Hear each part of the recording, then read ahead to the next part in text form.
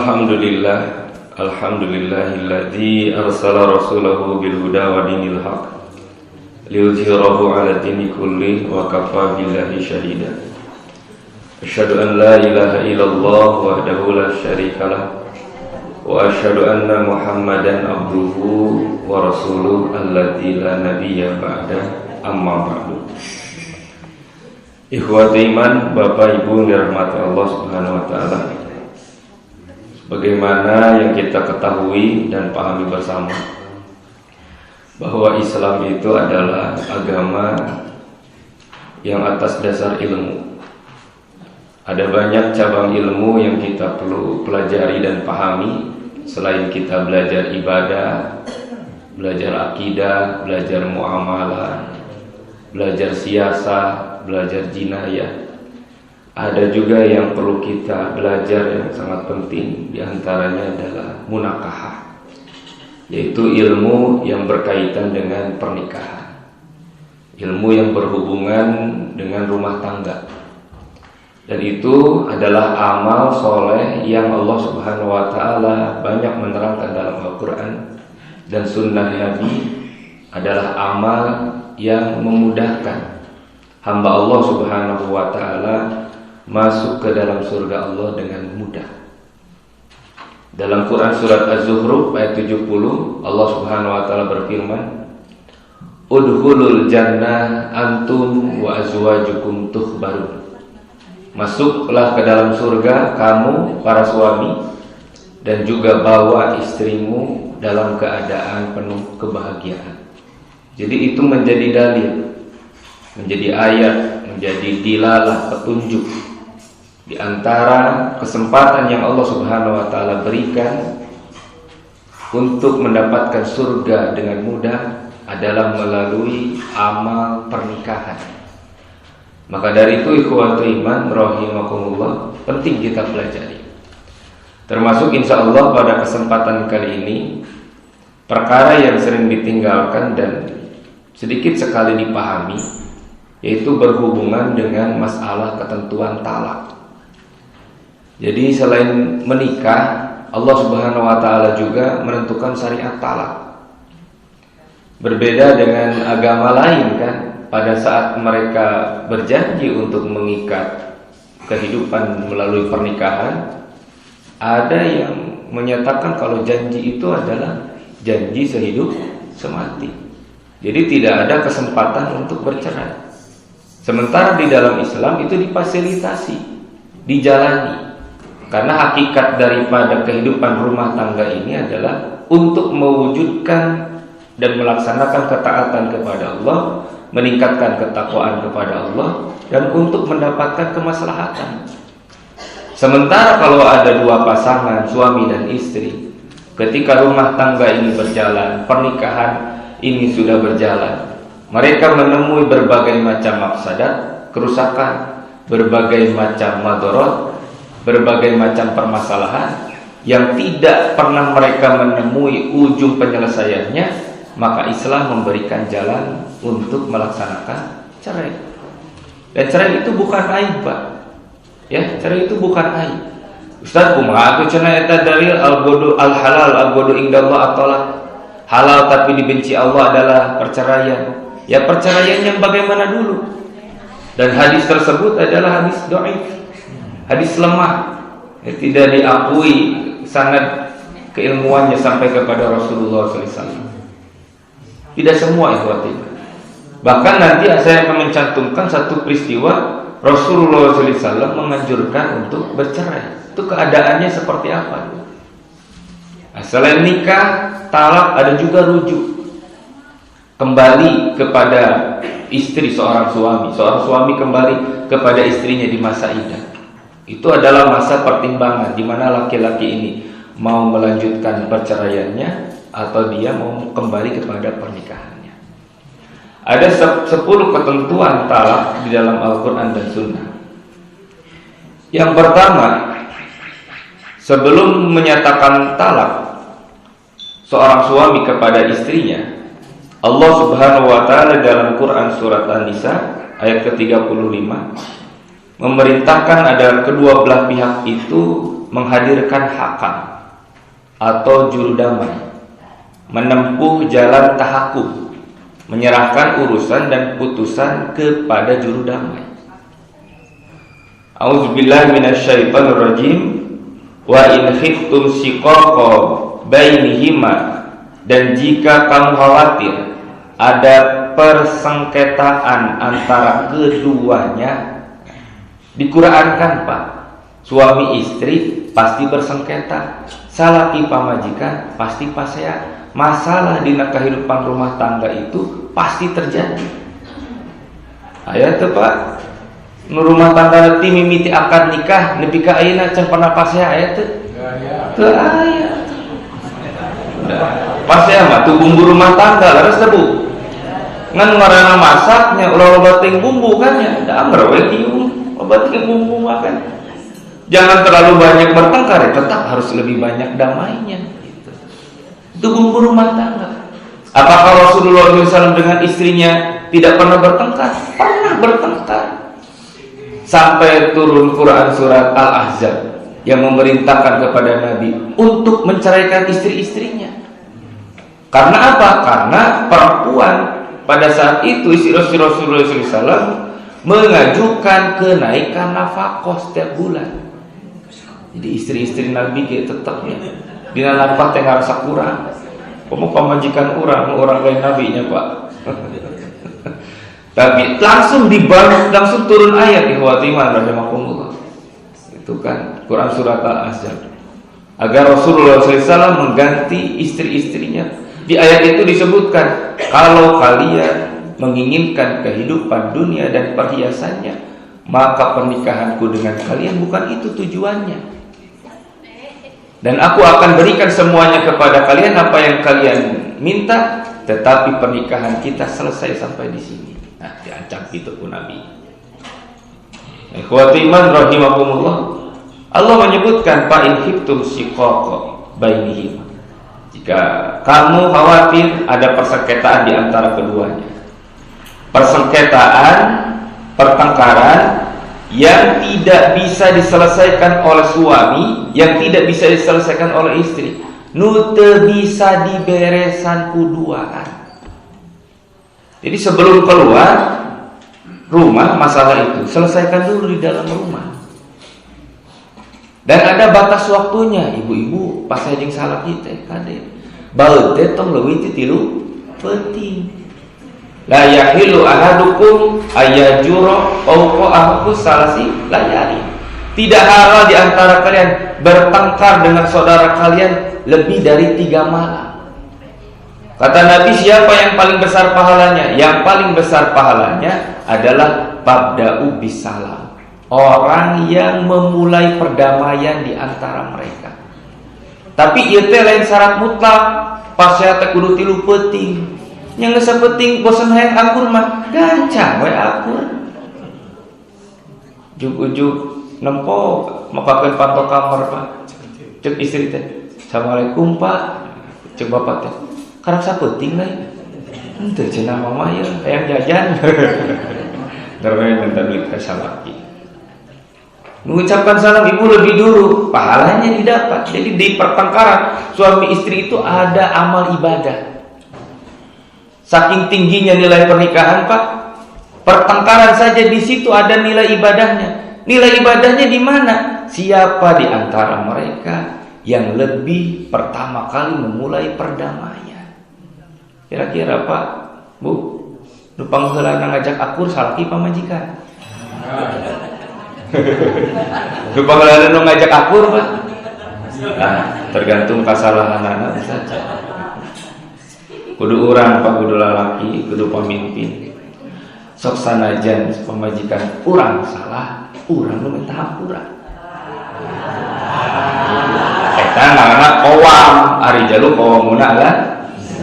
Gitu kan lamun urang salah, terus urang aku salah, urang minta maaf, eta mah biasa Pak. Urang salah ya. Sebagai suami, kita sebagai laki-laki, sebagai suami salah, kita minta maaf biasa eta mah Pak. Tapi pamajikan orang salah, orang lumayan tahampura, tah eta karena luar biasa. Itu kan ke daerah dia Pak. Itu. Itu mama nu salah bapak alkeun bae bapak nu salah bae. Tuh mama kalau pangaku-ngaku mah tereh akunna. Jeung lamun sosonoan teh pangnikmatna iraha geus pasea teh nikmat teh sosonoan teh nya. Laras teu banyak. Malam macana usahanya ini ada saking rumah tangga. Kata Allah Subhanahu wa taala, "Fab'asu hakaman min ahlihi wa hakaman min ahliha." Maka kirimlah seorang hakim atau juru damai dari keluarga laki-laki dan juru damai dari keluarga perempuan. Ini sebelum bercerai, orang jangan melakukan ini. Pada saat suami dan istri itu terjadi persengketaan, ada permasalahan di antara mereka, tidak bisa menyelesaikan, maka dari keluarga laki-laki ada orang yang dituakan, ada orang yang dihormati, ada orang yang berilmu, didatangkan sebagai juru damai. Dari keluarga perempuan juga begitu. Siapa yang paling dihormati di keluarga itu dihadirkan sebagai juru damai. Adanya judulnya surah Allah, "Fab'asu hakaman."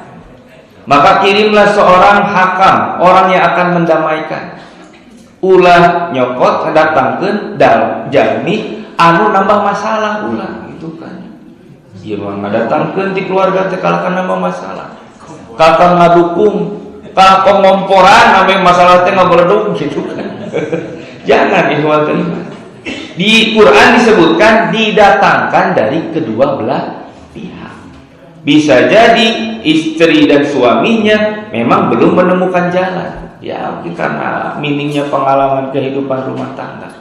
Tapi orang-orang yang dituakan, ya kalau dalam peribahasa Indonesia itu kelapa itu semakin tua semakin kental santannya.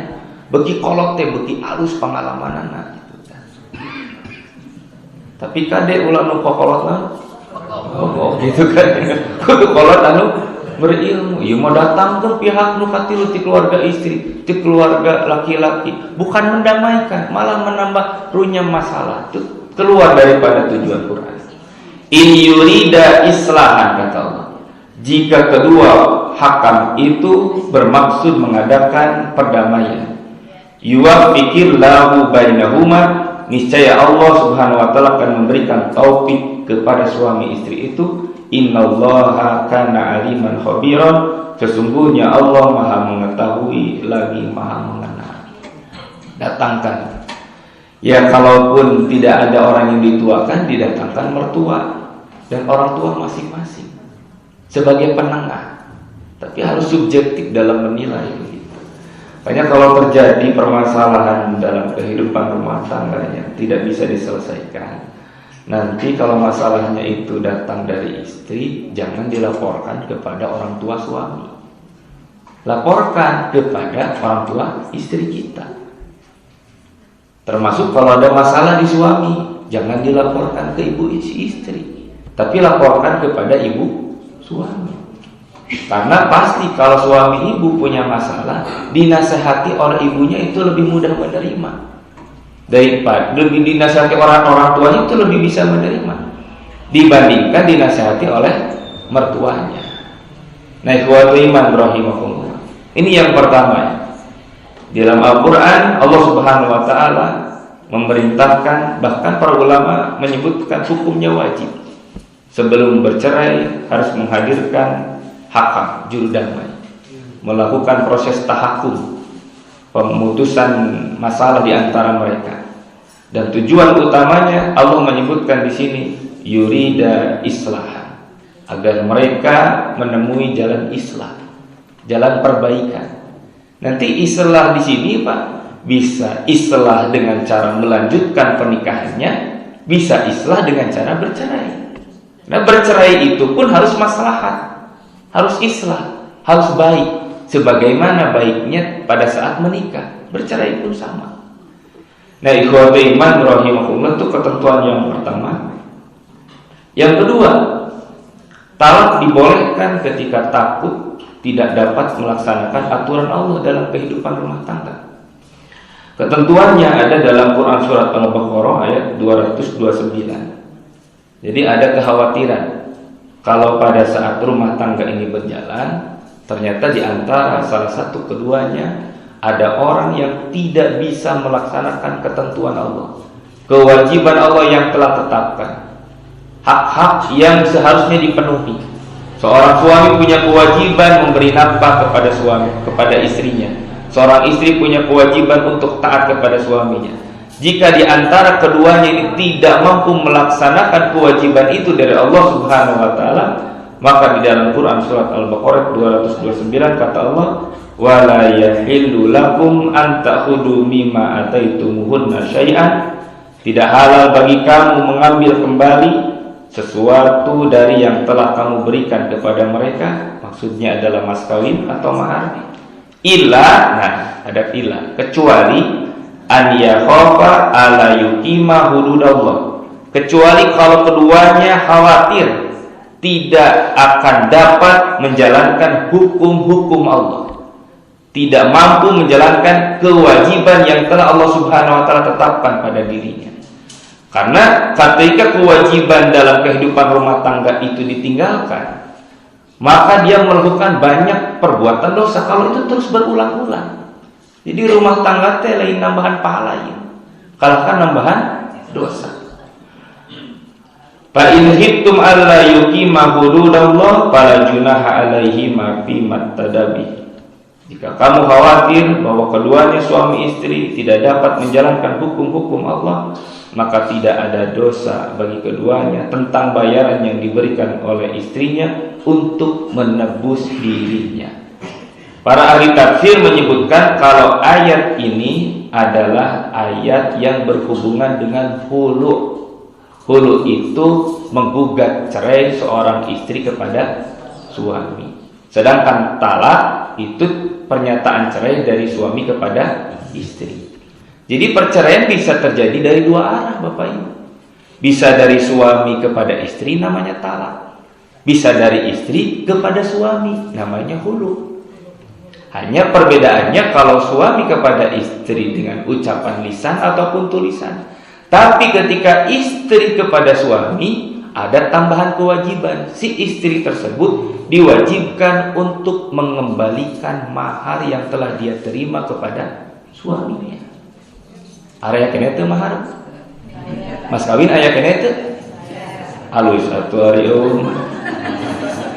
tenang jadi bapak-bapak mau dibalikin Pak. Dan geus eueuh mas kawin.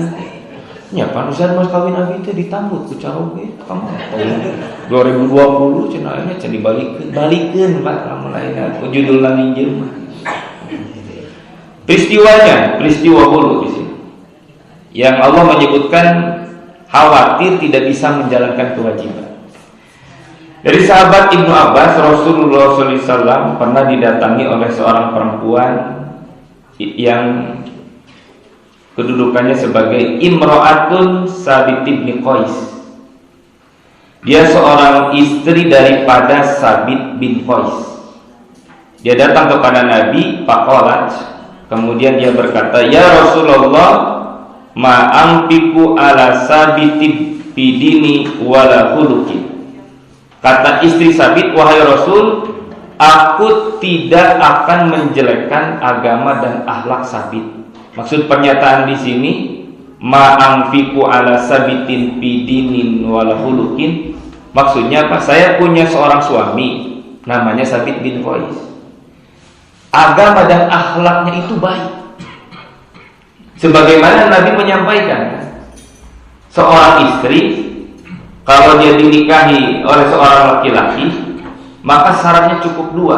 Man tardau dinahu wa khuluquhu. Kalau engkau ridho kepada agamanya, kemudian kepada akhlaknya. Jadi dua. Tardau dinahu wa khuluquhu. Nah, kata istri Sabit, kalau Sabit itu adalah orang yang agamanya baik, akhlaknya baik. Tapi dia mengajukan gugat cerai. Pertanyaannya kenapa?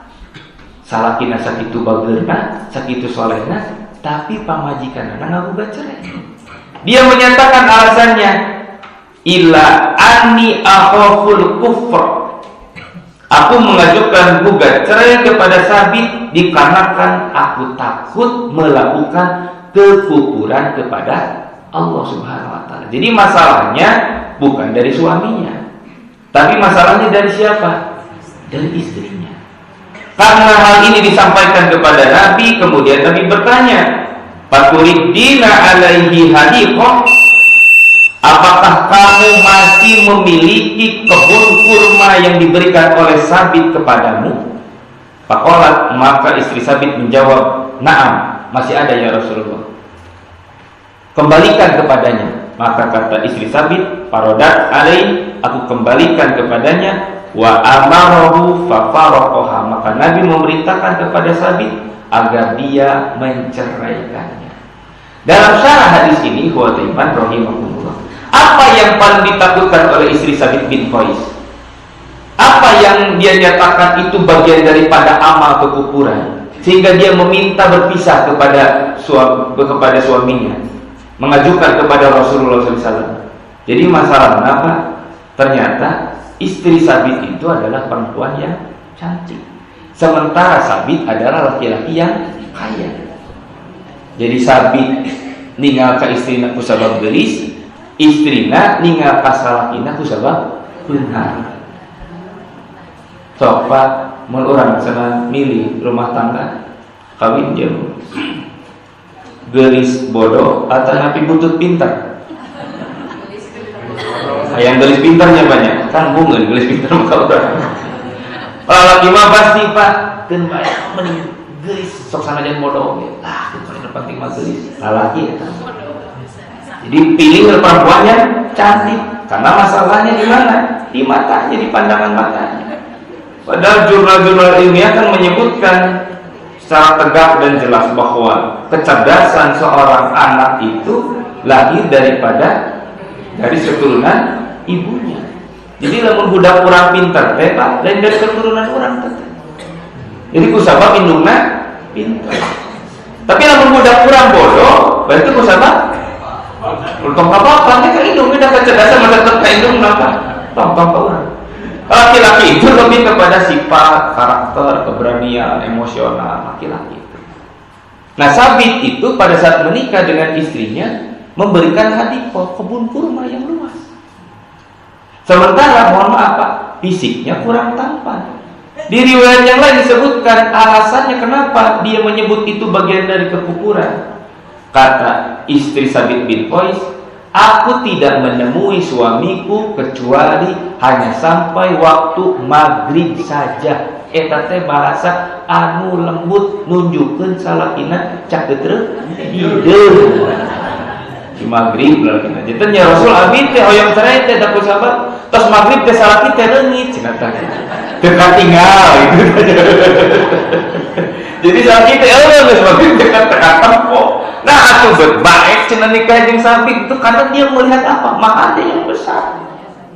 Tambah lagi di riwayat yang lain. Pada saat Sabit masuk ke dalam kamarku, mau menggauli istrinya, maka aku ingin segera meludahi wajahnya, saking putar senang. Nah, istri Sabit mengatakan itu bagian daripada kekufuran. Karena di dalam kehidupan rumah tangga, amal ibadah yang paling besar pahalanya adalah muasyarah bil ma'ruf, bergaulnya seorang suami dan istri. Kata Nabi, bibid'i ahadikum shadaqah, pada setiap kemaluan suami dan istri di situ ada sedekah. Tula ibuka wa tula ibuha, kamu bisa bersenang-senangan dengannya dan dia pun bisa bersenang-senang denganmu. Itu teh shadaqah oge Pak, disebut lagi sedekah. Tak aya nama sing rada mesra ka pamajikan. Mah, shadaqah kan teu boga duit urang. Shadaqah teh lain ku duit wae. Bapak ya arek shadaqah ka mama, mama bisa shadaqah ka bapak. Itu kekufuran Pak. Makanya nanti di riwayat yang lain kan kata Rasulullah SAW, "Idza da'a rajulu imra'atahu ala firasihi fa'abat fala'natallahu malaikat hatta tusbiha." Kalau seorang laki-laki mengajak seorang perempuan ke atas ranjangnya, maksudnya berhubungan suami istri, kemudian si istri menolak, fa'abat fala'natal malaikat hatta tusbiha, dilaknat oleh malaikat sampai dengan waktu subuh, karena dia melakukan kekufuran. Berat Bu lamun menolak hayang salah kita. Sakumaha berat efeknya dirasakan ku lalaki. nya Pak komo abi ya umur 30 kene kan wah gitu kan lamun ditolak tipe-ting teh rieun nanti nepi ka isuk-isuk kan ya Pak kalawasnya so eta teh kudu bisa sare barakaya gitu kan dan memang salah kira ka saha deui atuh ari di ladangan ku ibu hoream teuing mah senang ngaladangan sorangan we ngan karunya atuh kuprak sorangan geus beres Pak geus lah cicing wae cenah karunya teh senang ngaladangan sorangan nah itu bagian daripada kekufuran termasuk di dalam Al-Qur'an ini bagian dari sikap nusyus itu meninggalkannya seorang istri terhadap kewajibannya. Jadi dilaknat Bu, upami ibu nolak pangajak caroge. Ayo naros. Ustaz, kumaha upami istri ditolak ajakan aku caroge? Dilaknat henteu da teu aya dalilna itu. Da emang teu aya dalilna teu. Teu aya dalilna caroge mun nolak dilaknat teu aya. Nu aya oge upami istri Bu. Karena memang galibnya, lumrahnya yang banyak mengajak itu suami kepada istrinya, jarang istri mengajak kepada suaminya. Makanya hitopnya kepada perempuan. Ya sami wae, dan itu juga kewajiban nafkah lahir dan batin kan. Makanya kemarin kan ada selebritis yang menggugat cerai suaminya. Salah satu alasannya di pengadilan dinyatakan kalau suaminya sudah tidak menyentuh dia selama 3 bulan lebih. Lebarnya pemajikan tadi antep itu. Dan itu bisa dijadikan sebagai salah satu alasan untuk bercerai di antara suami dan istri. Ketika di antara keduanya tidak bisa melaksanakan hududullah, hukum-hukum Allah. Jadi sieun Pak istri sabite.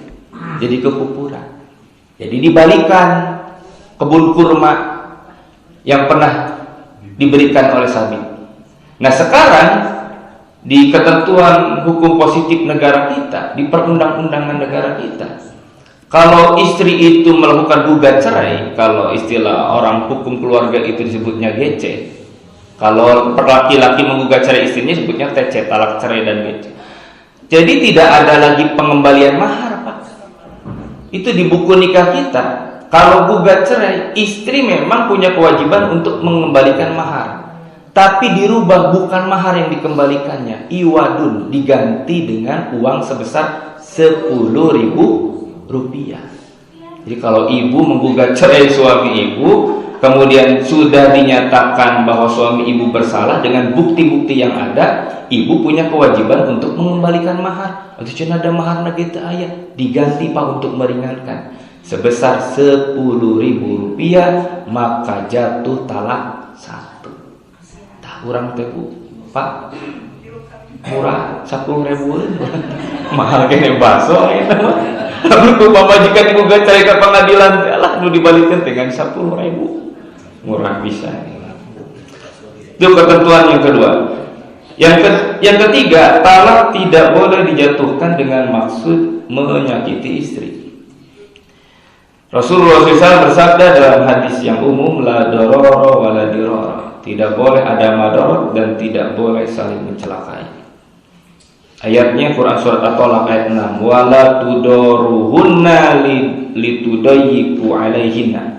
Dan janganlah kamu menyusahkan mereka untuk menyempitkan hati mereka. Dalam surat An-Nisa ayat 34, fa in ata'nakum fala tabghu alaihinna sabila. Kemudian jika mereka mentaatimu, maka janganlah kamu mencari-cari jalan untuk menyusahkannya. Jadi tidak boleh seorang suami berniat menceraikan istrinya dengan tujuan untuk menzolimi istrinya. Tidak boleh. Karena perceraian seperti itu tidak Islam. Jadi hari ini Bapak Ibu dirahmati Allah Subhanahu wa taala, saya belajar di hukum keluarga, ternyata setelah didalami syariat talak itu adalah syariat yang maslahat, yang mendatangkan perpisahan di antara suami istri itu dengan cara maslahat, dengan cara yang baik di antara keduanya. Tapi persepsi umat hari ini, pandangan masyarakat hari ini, mendengar kalimat talak itu ya perceraian itu adalah sesuatu yang buruk, perceraian itu adalah peristiwa yang mengerikan, perceraian itu menjadi permusuhan yang tidak pernah ada perdamaian selamanya. Padahal tidak. Allah menentukan dalam surat At-Talaq ayat ke-6, kalau menceraikan mereka maka tidak boleh dengan tujuan menyusahkan mereka. Pamajikan siga kieu ditalak ke urang, ame karasa manehna. Hirup teh dibiayaan ti urang tiap bulan gitu. Nah, dengan tujuan seperti itu tidak boleh, Pak. Bahkan setelah bercerai, kalau di masa iddah, laki-laki itu kan boleh kembali, namanya rujuk, dan tidak perlu akad nikah, tidak perlu mahar lagi, tidak perlu saksi lagi. Bercampurnya suami istri setelah talak satu, ketika dia bercerai di masa iddah, kembalinya namanya rujuk. Itu sudah dinyatakan rujuk, bercampurnya sudah cukup. Kemudian masih punya kewajiban untuk menafkahi istrinya di masa iddah. Tapi banyak sekarang laki-laki yang setelah bercerai dengan istrinya di masa iddah, istrinya dibiarkan. Bahkan dia bercerai dengan istrinya dengan tujuan untuk menzalimi istrinya, itu tidak boleh. Ini ketentuan yang ketiga. Yang keempat, mentalak istri dibolehkan ketika melakukan kemaksiatan terus-menerus dan sulit untuk dinasehati. Kata Allah Subhanahu wa taala dalam surat An-Nisa 34, "Wallati takhafu nususahunna", perempuan-perempuan yang kamu khawatir akan melakukan nusus, tadi ya Bu, nusus teh meninggalkan kewajiban, melakukan kemaksiatan. Dia tidak taat kepada suaminya, dia tidak melaksanakan kewajiban dalam kehidupan rumah tangganya, dia melakukan kemaksiatan, dia melakukan dosa. Tapi Allah Subhanahu wa taala tidak menganjurkan untuk langsung diceraikan istri seperti itu. Satu, kata Allah, fa'iduhunna. Yang pertama, berilah mereka nasihat. Fa'iduhunna itu berikan mau'idatil hasanah. Nasihat-nasihat yang baik, bejaan Pak istri orang. Tuh mama geus kolot kieu mah hayu wae mabok bapak gedan geus tobat. Hayu wae ini mana anggur merah tuh. Di mah teh hayu wae teler si mama mah. Mama kenal harus diajar matematika, rek teh pamajikan orang teh keur ngarumus. Judi miluan togel. Nasihati, Pak. Bukan bapak ge baheula kieu, mama ge kepala ku bapak. Teu kan bapak enak geus tobat haru wae mama sih gitu. Nasihati, Pak. Geus dinasihati naon? Masih kena tidak berubah. Kata Allah, wahjuruhunna. Maka tinggalkanlah mereka di tempat tidurnya, pisah ranjang. Itu bagian daripada metode mendidik istri. Pisah ranjang. Karena ketika istri ditinggalkan di tempat tidurnya, ada efek psikologis. Dia merasa ditinggalkan, dia merasa tidak diperhatikan. Tapi ada yang dicobaan uripuna urang nih Pak. Ngomong dengan dari rumah tangga lila manya geus jadi nini kolot, geus jadi aki-aki kolot. Para saya cek si aki teh lah urang sok dijihar ieu si nini siga kieu mah. Pisah ranjang, salah nini si aki sare dina kursi. Si nini sare dina ranjang. Pentingna kalau hujan badak gelap dordan bari tirisnya tuh jadi hayang Pak keutup-keutup kan ngan era jadi dibere nama kenalan Bu kupede nya gitu bari ceci aki teh hayang cek ini naon hanjat cenah naik gitu pakai sekolah mah kan itu berarti pas ya lobakeun mah silih keutupan gitu Pak iduruna tinggalkanlah mereka di tempat tidurnya. Dan ini efektif ikhwati iman rahimahullah. Ada perempuan yang mohon maaf pada saat ditinggal, pada saat suaminya itu tidak mau menyentuhnya, tidak mau melihatnya, tidak memberikan perhatian kepadanya. Terasa tidak Bu itu bagian daripada sesuatu yang menyiksa diri ibu?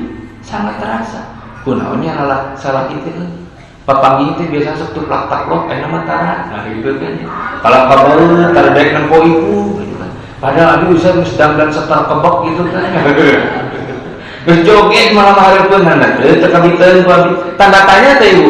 Tanda tanya kunaon salah kitu biasa sok gubrag-gabrug ka mama teh.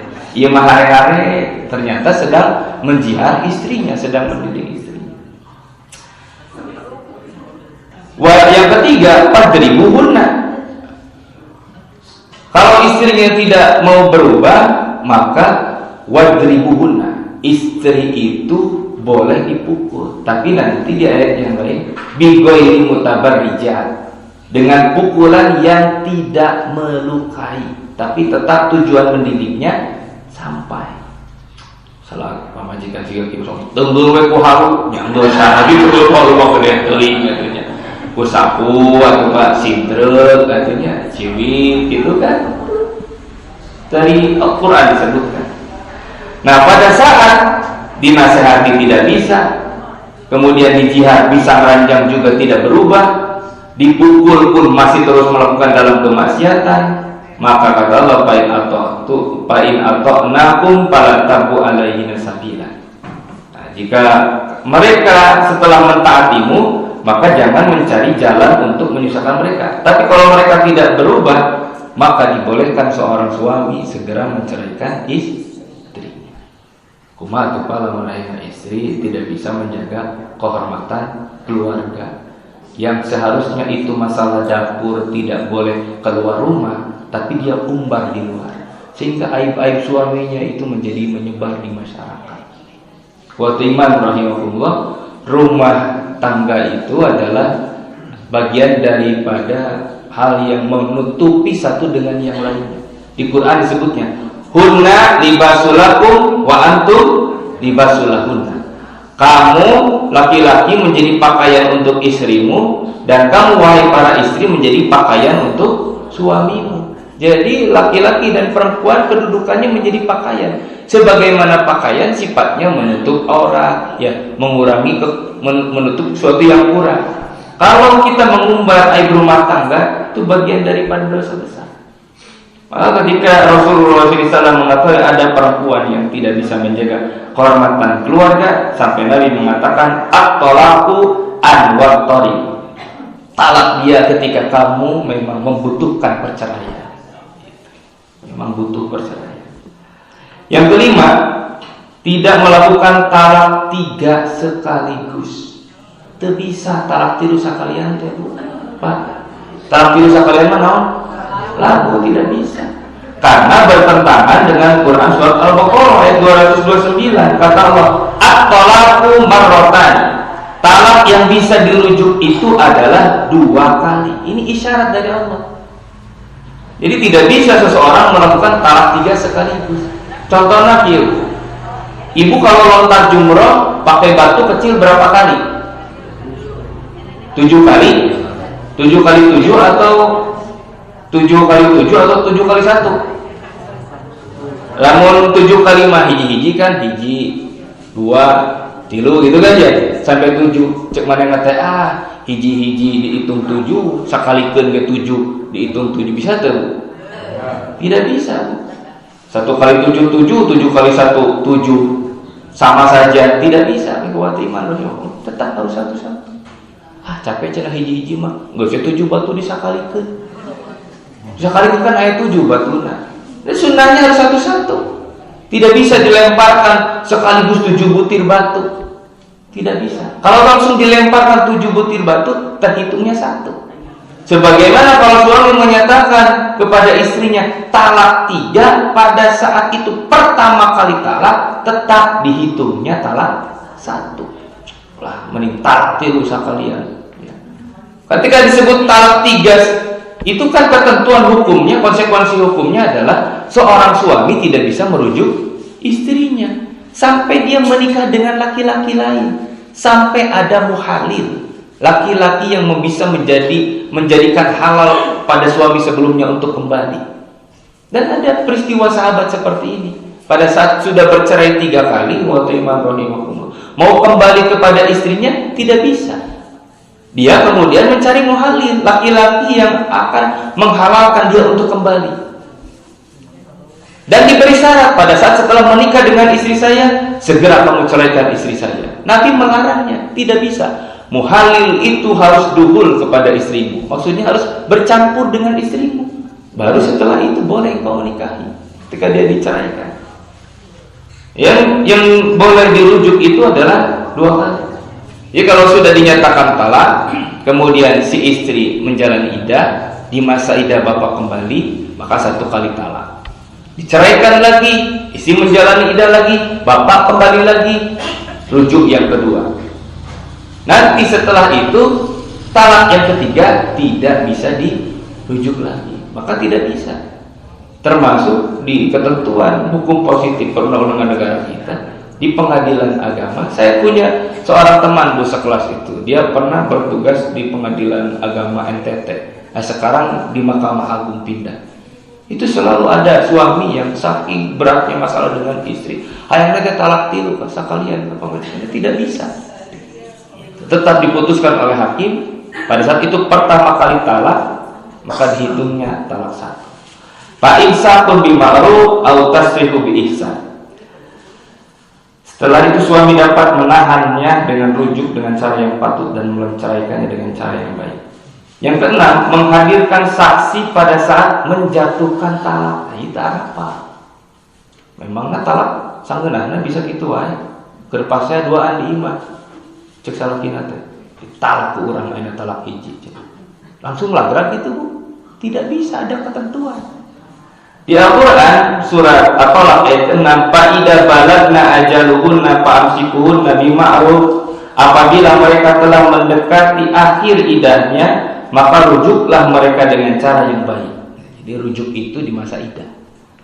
Kalau sudah masa idah habis, bukan rujuk namanya, tapi nikah.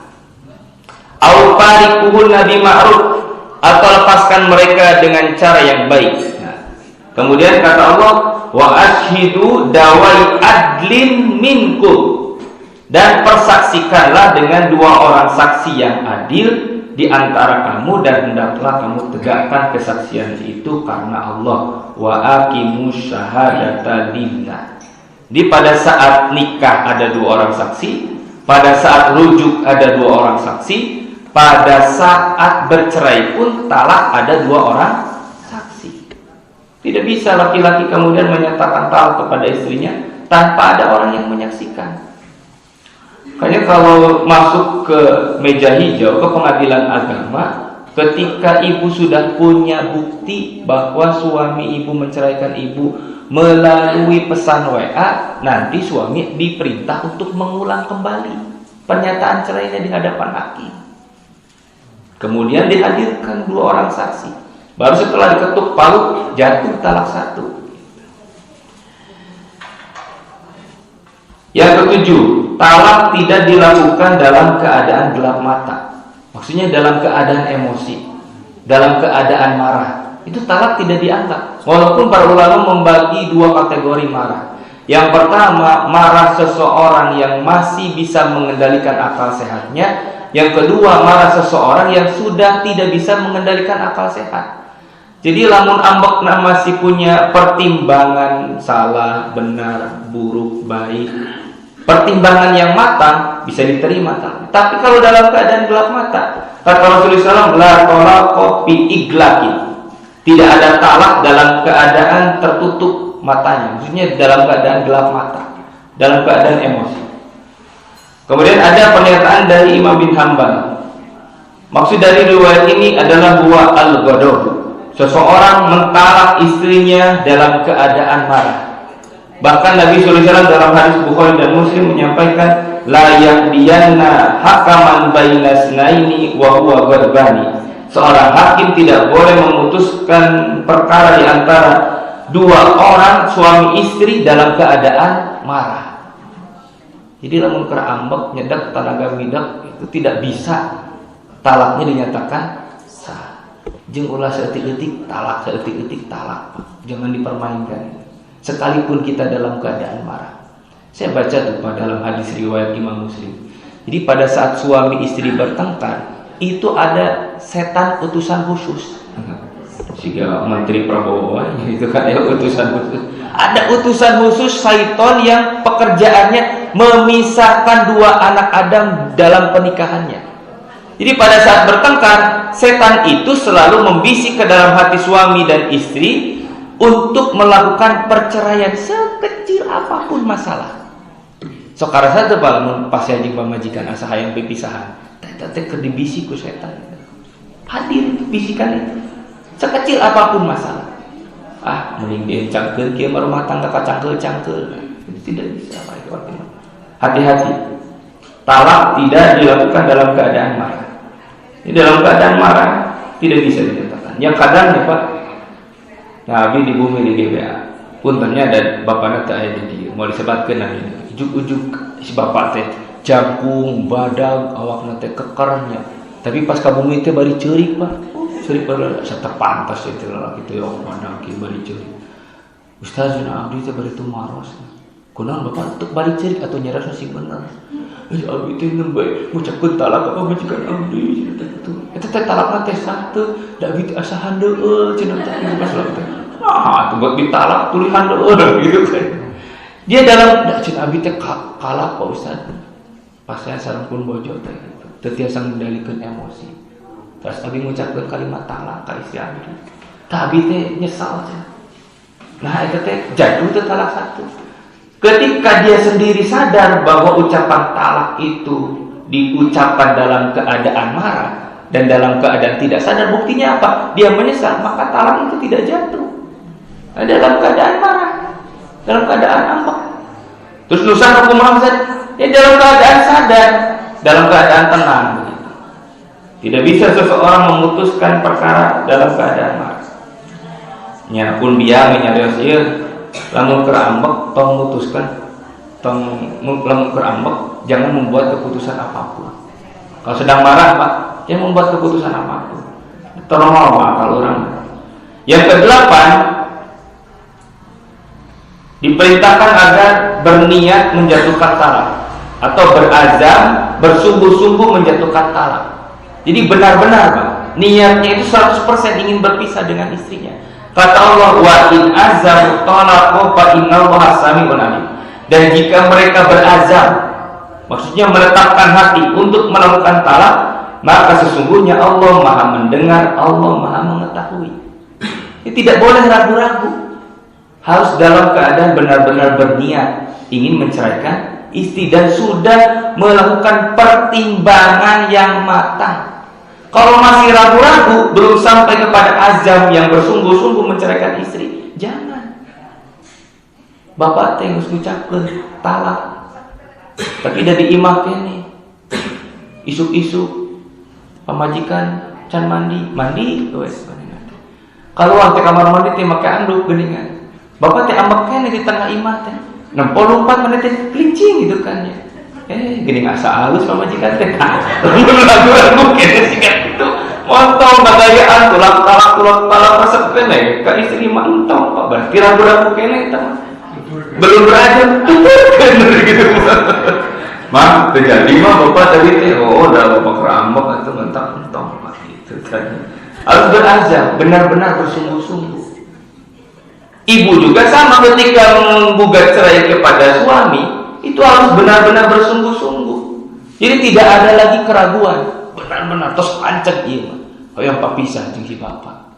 Kudu pancet. Makanya geus ngurus ke pengadilan.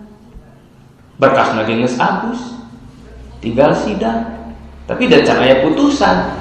Pasti kene rumah tangga bebarengan. Ada teh ibu macawe ati kantor. Si bapak menang bonus dina bulan ayeuna. Dibaca dia bonusnya 500 miliar 500 juta. Hari kamu hari terbuka duit, hari cerai, menang bonus di kantor, itu kan. Jadi ragu-ragu ibunya. Bisa tidak dicabut perkaranya? Bisa, cabut perkaranya. Dan itu kewenangan kita. Hakim terjadi. Boleh itu. Saya kira alhamdulillah kemarin menang 500. Kayak wajah nangis menang duit. Gitu.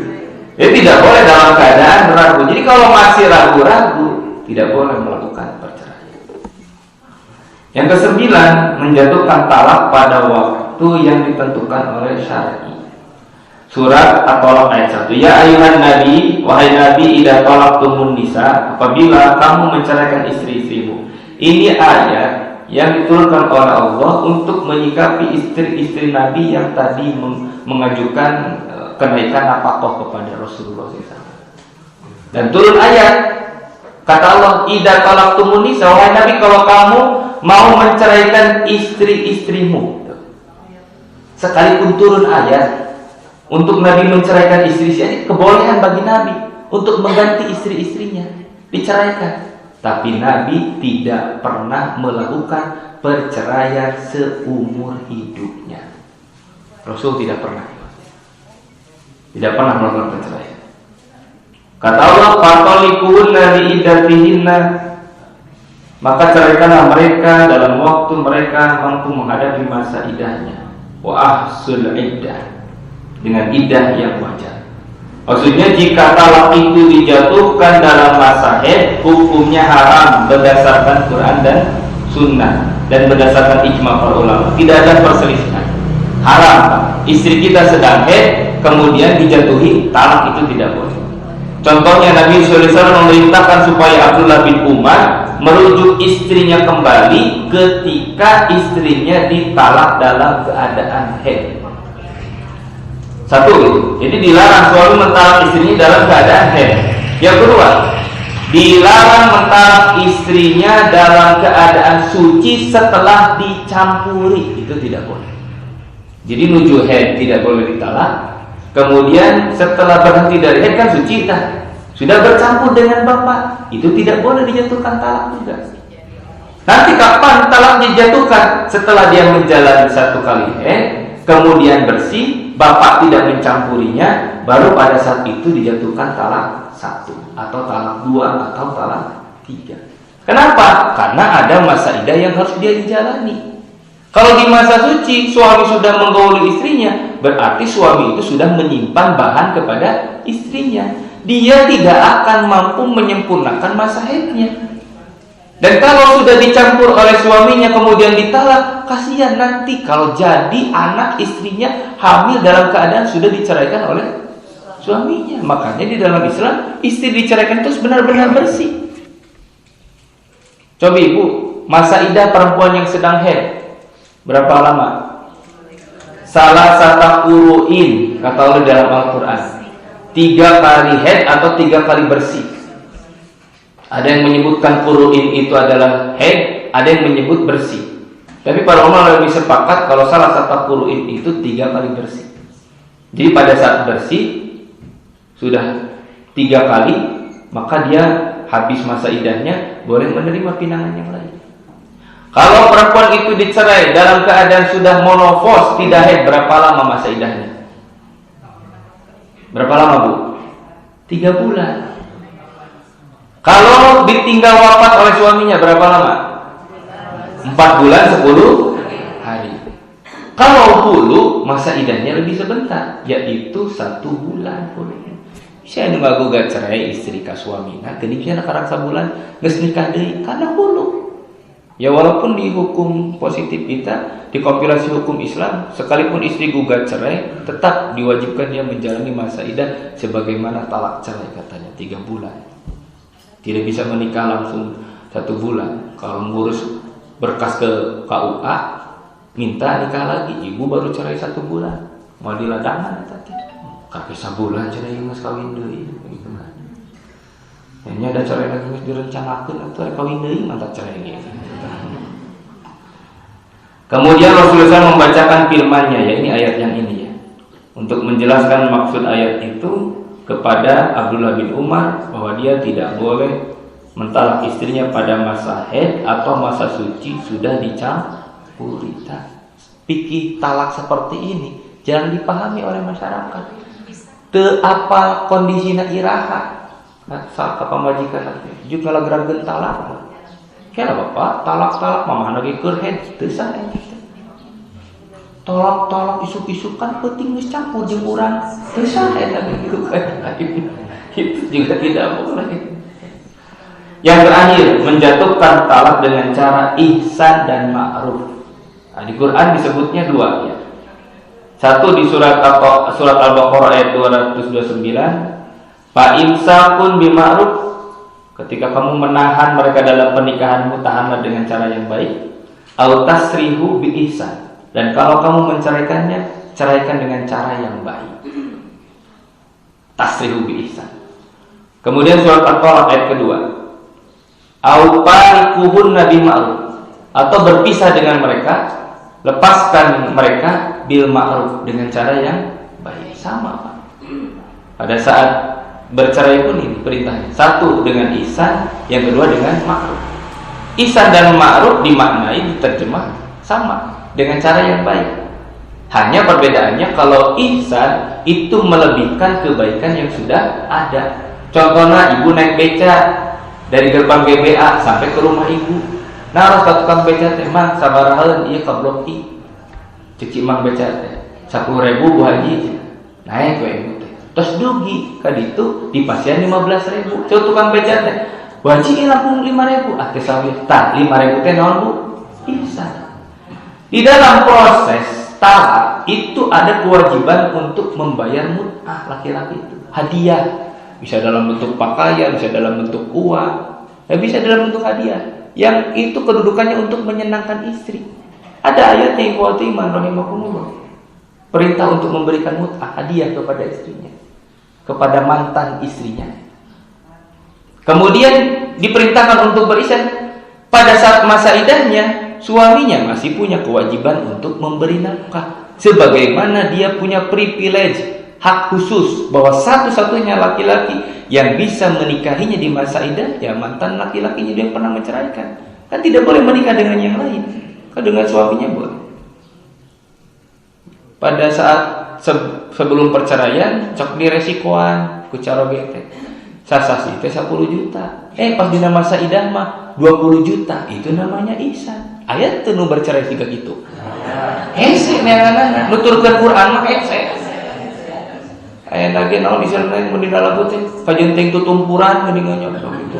Beak kitu pahasaran urang mah kitu kan kajenting tutumpuran beak kitu mah pahasaran. Kemudian diperintahkan untuk bercerai dengan cara ma'ruf. Ma'ruf itu diambil dari kata arafa, artinya kebijaksanaan. Jadi tidak ada lagi suami mendolimi istrinya atau istri mendolimi suami. Atau kalimat ma'ruf itu lebih dimaknai juga dengan penjelasan bahwa tidak ada lagi masalah yang akan diungkit, dipermasalahan kembali setelah peristiwa perceraiannya itu diputuskan. Yang lalu sudahlah berlalu. Maka dia akan menghadapi kehidupan masing-masing dengan cara ma'ruf, dengan cara damai. Jadi sudah tidak ada lagi istilah mantan suami menjelek-jelekan istrinya atau istri menjelekkan mantan suaminya, kan sudah selesai di antara mereka. Nah, ikhwatul iman rahimakumullah, itulah ketentuan yang berkaitan dengan talak berdasarkan Al-Qur'an dan Sunnah. Demikian yang saya sampaikan, mudah-mudahan menjadi ilman nafi'an wa amalan mutaqabbalan. Sebelum ditutup, barangkali ada pertanyaan. Bangga Bu Bibah.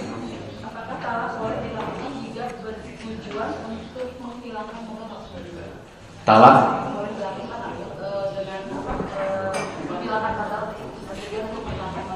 ya.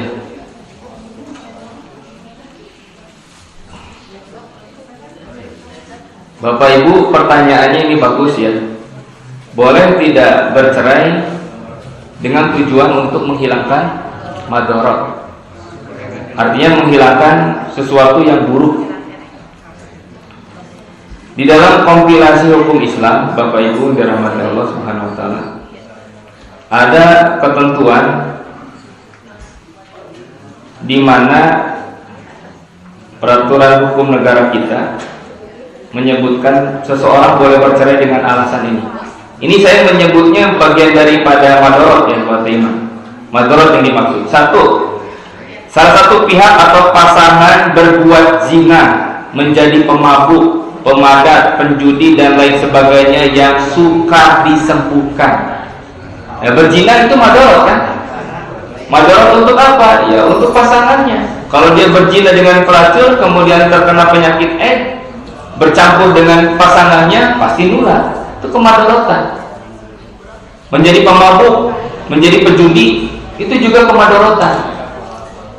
Maka kalau itu dilakukan dalam jangka waktu yang lama dan suka disembuhkan, boleh dijadikan sebagai alasan untuk bercerai. Karena kan kata Nabi, ayyumam ra'atin, perempuan yang mana saja saat jauh talaqal fi ghairi mab'sin, faharamun alaiha raihatul jannah. Perempuan yang mana saja yang menggugat cerai suaminya dengan alasan yang tidak syar'i, maka dia diharamkan mencium bau surga. Tapi kalau ada alasan syar'i, kalau ada alasan yang dibenarkan, maka perceraian itu menjadi sesuatu yang dibolehkan, seperti tadi. Yang kedua, salah satu pihak meninggalkan pihak lain selama 2 tahun berturut-turut tanpa izin dari pihak yang lain. Yang ketiga, salah satu pihak atau pasangan mendapatkan hukuman 5 tahun penjara. Undang-undang negara kita, Pak. Bu, misalnya ibu di penjara 10 tahun itu bisa gugat cerai. Salah satu pihak dan pasangan melakukan kejaman penganiayaan KDRT.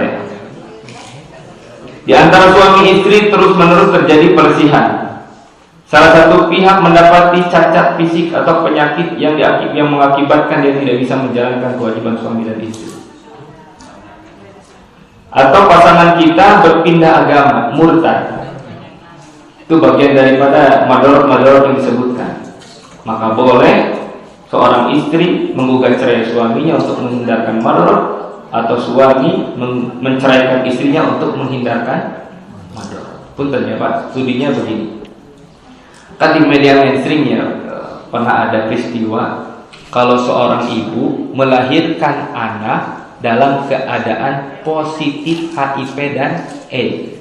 Ibunya positif HIV, anak bayinya pun positif HIV. Karena kan pada saat mau melahirkan, sekarang ya di rumah sakit itu dites dulu loh HIV dan AIDS, tes HIV dan AIDS. Si ibunya kaget, ya luas satu ya. Kenapa saya positif HIV dan AIDS? Ternyata setelah diselidiki, suaminya tukang jajan di luar. Salakina nujina, salakina nulacur, campur jeung pelacur, kena penyakit HIV, dibawa ke rumah pada saat campur dengan istri, istri tertular, kemudian anak pun tertular. Madorot kan? Makanya kalau pertimbangannya madorot dan maslahat, pada saat jelas ditemukan kalau benar-benar dia melakukan perselingkuhan apalagi sampai berzina dengan pelacur, itu madorot. Maka hukum membolehkan dia menceraikan istrinya. Kalau istri yang berzina atau istri yang menggugat cerai suaminya karena suaminya mau berzina, kesada daripada abi ayeuna benar HIV, ya buktina jelas. Manehna lacur, abus ka hotel, istri lagi sabar gigi bunta ganti. Madorot Bu. Itu boleh. Ya. Termasuk kepada sesuatu yang dibolehkan. Terus Pak Haji beri masalah. Kalau tidak salah tahun 2014 malah kepala daerah punya istri 2, satu yang tua, satu yang muda. Iya pasti. Muda. Ya. Mau diceraikan. Ya. Yang ditanyakan sah tidak, cerainya melalui handphone. Oh ya. Perceraian. Ya. Pejabat punya istri 2, yang satu istri tua, yang satu istri muda.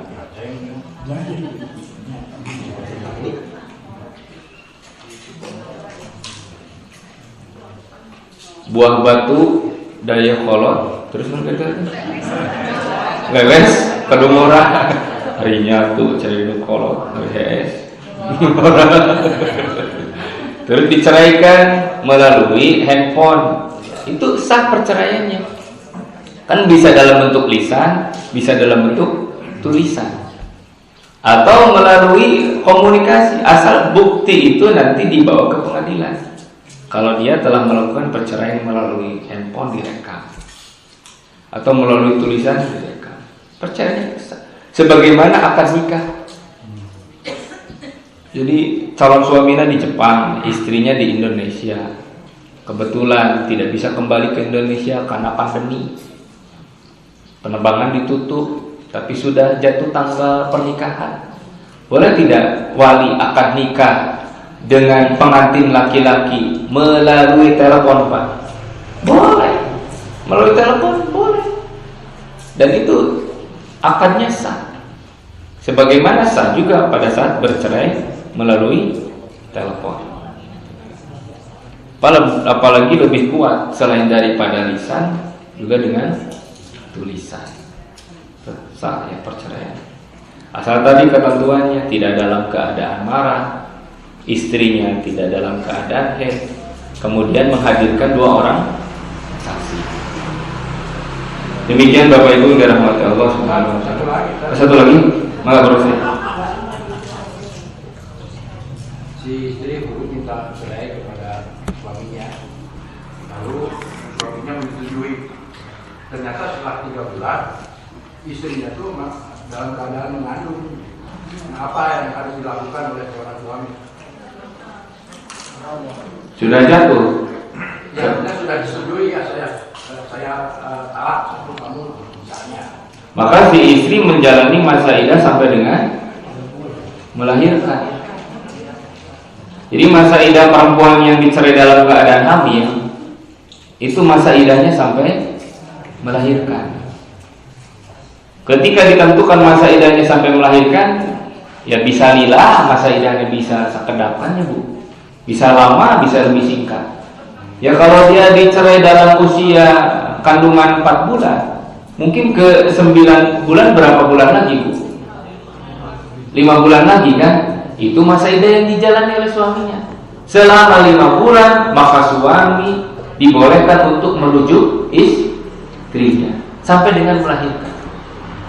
Dipikirkan melahirkan anak budak, salah kita rujuk-rujuk ke pemajikan sampai baru lahir di masa nifas. Ibu boleh menikah tidak?